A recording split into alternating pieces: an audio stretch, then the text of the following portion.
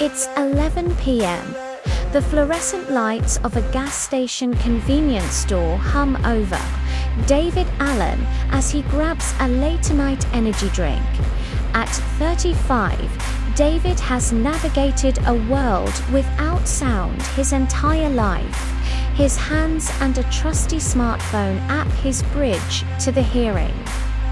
Tonight, that bridge is about to collapse. But as David pays, two patrol officers enter, their eyes methodically scanning the few late-night customers.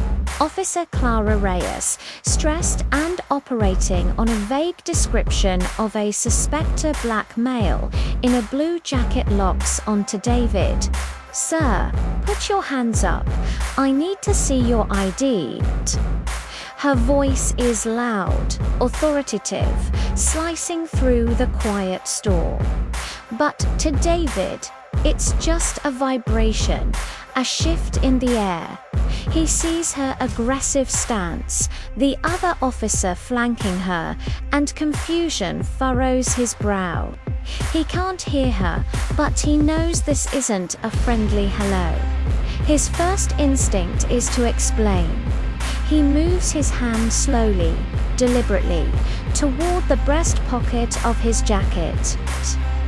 Clipped inside is his communication card, a simple, printed lifeline that reads, "I am deaf.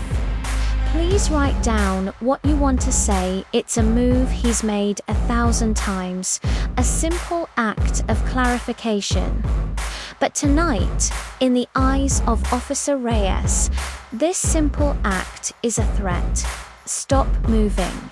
Don't reach into that jacket," she shouts, her own hand dropping to her sidearm.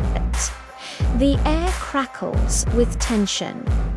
David sees her face twist with alarm, her body language screaming danger. He realizes she's shouting at him, and panic begins to set in. He needs to tell her right now. He brings his hands up, a universal gesture of surrender, but then he moves them quickly. His index finger touches his ear, then his mouth. In American Sign Language, it's the sign for DEAF. It's a plea, an explanation, a desperate attempt to de-escalate a situation he doesn't understand. To the untrained, adrenaline-fueled officer, it's anything but. The rapid, unfamiliar hand movements are misinterpreted as aggression. He's resisting. He's fighting. Reyes screams.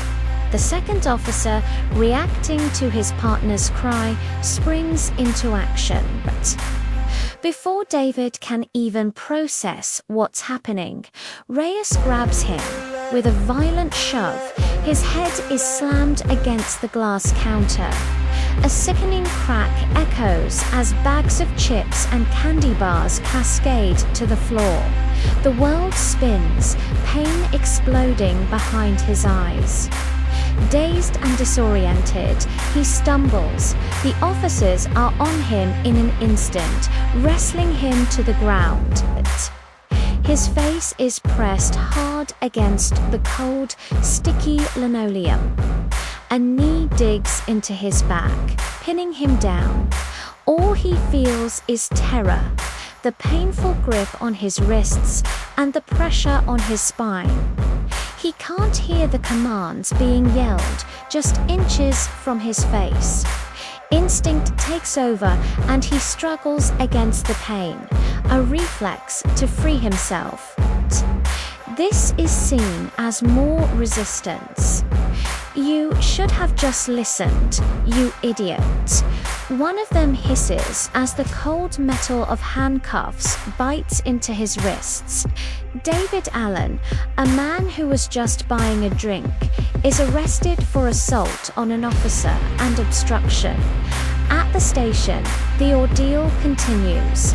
Before he can even be booked, he needs medical attention for a concussion and a deep cut above his eye. He's trapped in a nightmare of silence and violence, unable to explain, unable to be understood. But in the quiet hum of a server room, the truth was waiting. The store's high-definition security camera had recorded everything. Every frame, every angle, every second. When the footage was finally reviewed, with a sign language interpreter present, the story it told was undeniable. The video showed David's calm demeanor, his slow reach for his communication card. It captured his attempt to sign death. It clearly showed that his so-called resistance was nothing more than an involuntary, defensive flinch after his head was slammed into the counter. The charges were dropped. The visual evidence was irrefutable. It was a textbook case of a communication breakdown of an officer's complete lack of training in how to interact with the deaf community. For David, the legal victory is a hollow one. The physical wounds will heal, but the scars left by the terror, the humiliation, and the officer's dismissive words are indelible. His story is a chilling reminder of how quickly a simple misunderstanding can escalate into trauma and violence when awareness and training are absent.